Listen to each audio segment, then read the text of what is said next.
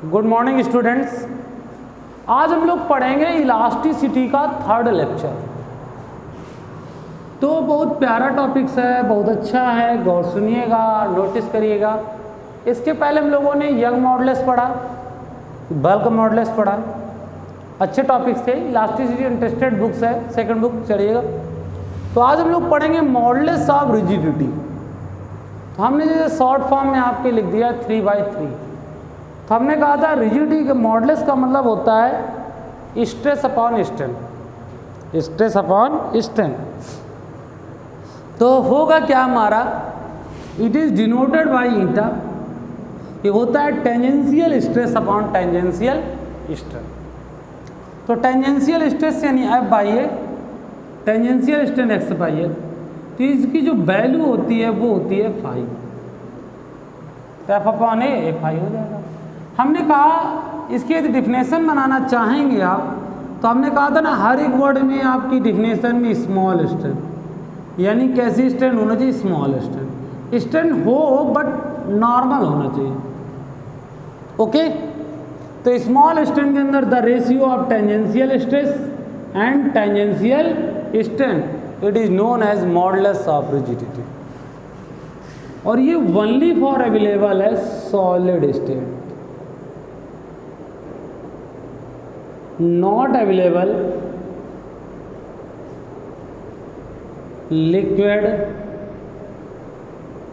and gas and other states। और जो इसकी डायमेंशन होती है बेटा वो पहले ही से पता है आपको, ml-1 T-2 होती है। और आपको एक बात और पहले ही से पता होगा कि ml-1 T-2 तो होती है, it is always positive, it is always positive,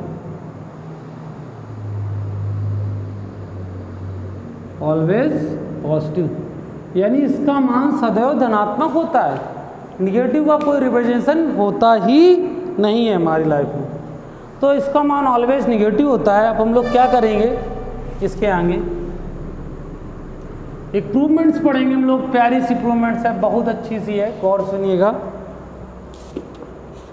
बहुत ही प्यारी सी इम्प्रूवमेंट्स है।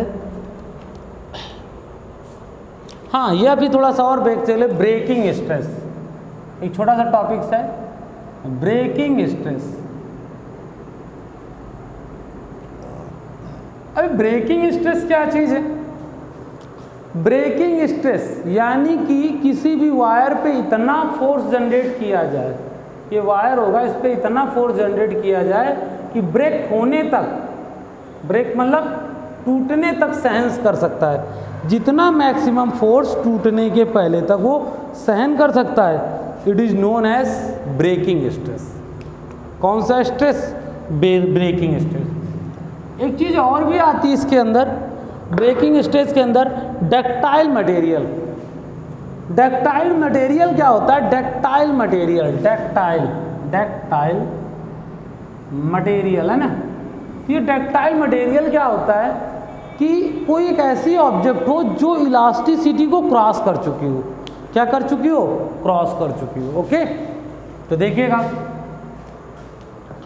हमारी इम्प्रूवमेंट्स बनेगी, अच्छी सी प्यारी सी है, और अच्छे से आप लोग वॉच करिएगा, और हो सके तो आप देखिएगा प्यार से। क्या है? Elastic potential energy, elastic potential energy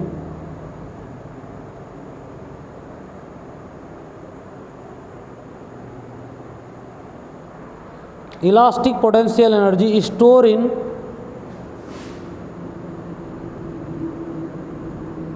stretch wire,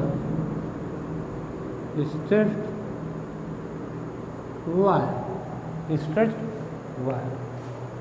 तो आप लोग समझ गए ना कि elastic potential energy in store in stretched wire.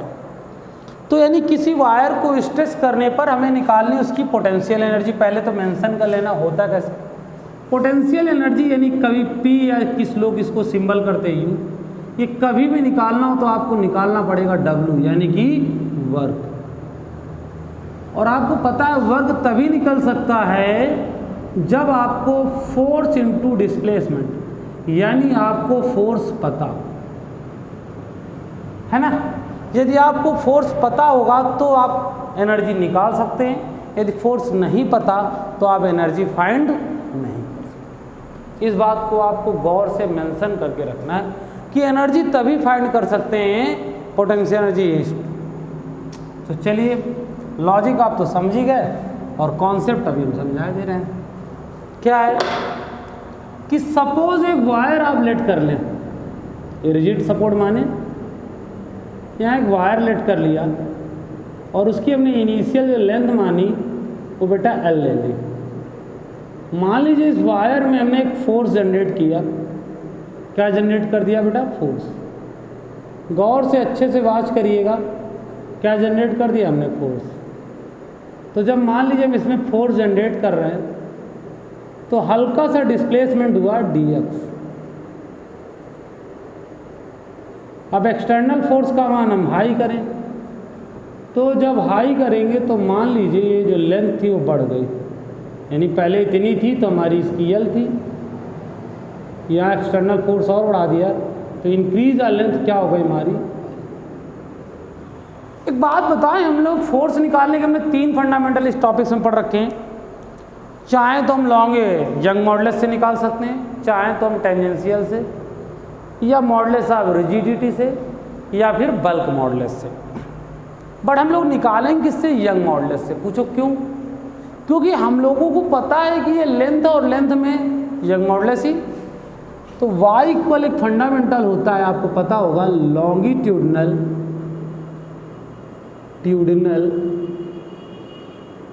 Stress upon longitudinal strain.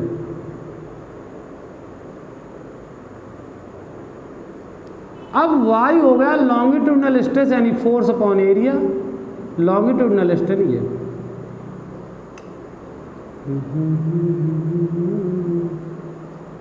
अच्छा, ये हो तो गया मेंशन। अब हमको निकालना वर्क, हमने कहा था वर्क निकालने के लिए मुझे क्या चाहिए? फोर्स। F इक्वल क्या हो जाएगा? वाई ए एक्स अपॉन कैपिटल L। तो डी डब्ल्यू बराबर आपने पढ़ोगे F इंटू डी एक्स, यानी फोर्स इंटू डिस्प्लेसमेंट। तो डी डब्ल्यू बराबर F Y A L upon x D x. एक बात याद रखना कि जैसे हमने पहले लेंथ बढ़ाई तो पहले हमारी लेंथ जो बढ़ी हुई थी वो क्या थी? 0। अब यहाँ जो बढ़ी हुई लेंथ होगा ये हमारी क्या? L।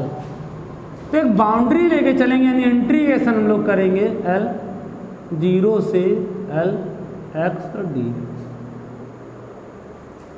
तो एक इंटीग्रेशन का मेथड होता है, आप देख लीजिएगा, x पावर n dx, इसको बोलते हैं लोअर लिमिट, इसको बोलते हैं अपर लिमिट। इंटीग्रेशन होता है x power n plus 1 upon n plus 1। ये फार्मूला है बेटा।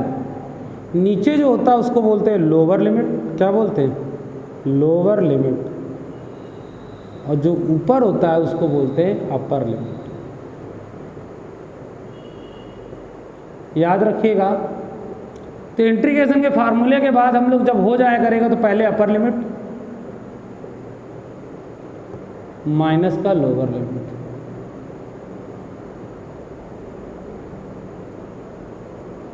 एग्री कर रहे हैं आप लोग? तो हमने कहा जहाँ कुछ नहीं होता वहाँ 1 हो गया। n का मान कितना है यहाँ पर? 1। तो Y A up L X power n plus 1 upon n plus 1, 0 से l। तो वाई ए एल यहाँ हो जाएगा बेटा एक्स स्क्वायर अपॉन 2। फिर आपको पता है पहले होगा upper limit minus lower limit, L square minus का 0 का स्क्वायर। ओके, तो इसके बाद हम लोग आगे का कॉन्सेप्ट पढ़ेंगे।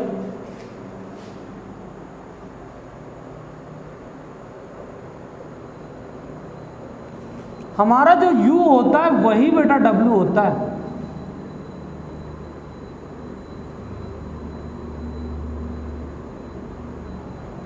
अब हम इसको न्यूमेरिकल केस में ब्रेक करेंगे तो कैसे करेंगे, यहाँ पर हमने ऊपर नीचे एल का करा दिया मल्टीप्लाई, तो देखो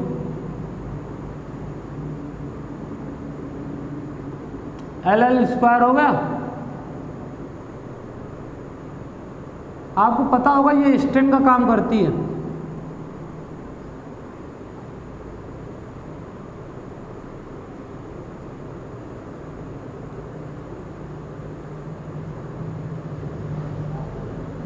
यूनिट वैल्यू।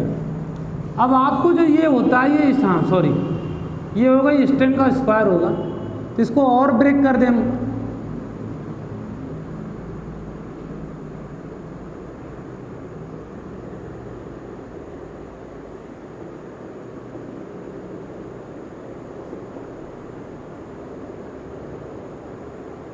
बेटा ये जो फंडामेंटल होता है, ये फंडामेंटल जो होता है वो होता है बेटा स्ट्रेस का। किसका होता है?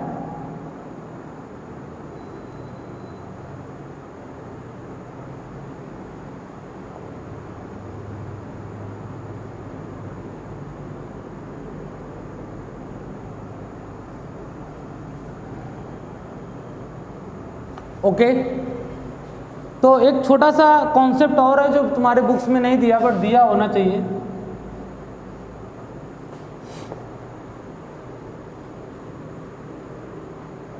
Find the stress when cooling a wire.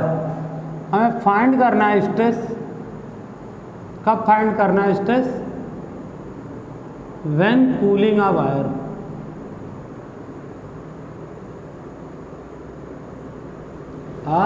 Wire यानी जब कभी तार को ठंडा किया जाए, ठंडा मतलब खींचा जाए, फिर उसके बाद ठंडा करने पर। तो गौर से सुनिएगा, हम लोग आगे चल के टॉपिक पढ़ेंगे लीनियर एक्सपेंशन। एक होता है लीनियर, एक होता है सुपरफिशियल, एक होता है वैल्यूमेट्रिक। तो अल्फा बराबर होता है बेटा डेल्टा एल बटे एल डेल्टा टी। तो इसको हम डेल्टा अल्फा डेल्टा टी, ये डेल्टा एल बटे एल। ये क्या स्ट्रेन के बराबर नहीं हो रहा हमारा। और वायर की बात करें तो हम सिंपल सी बात, यंग मॉडुलस लेना है हमें। तो y बराबर क्या होता है? लॉन्गिट्यूडनल स्ट्रेस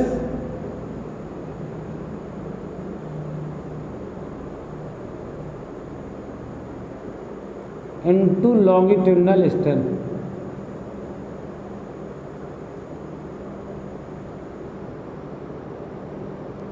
तो y इंटू लॉन्गिट्यूडनल स्ट्रेन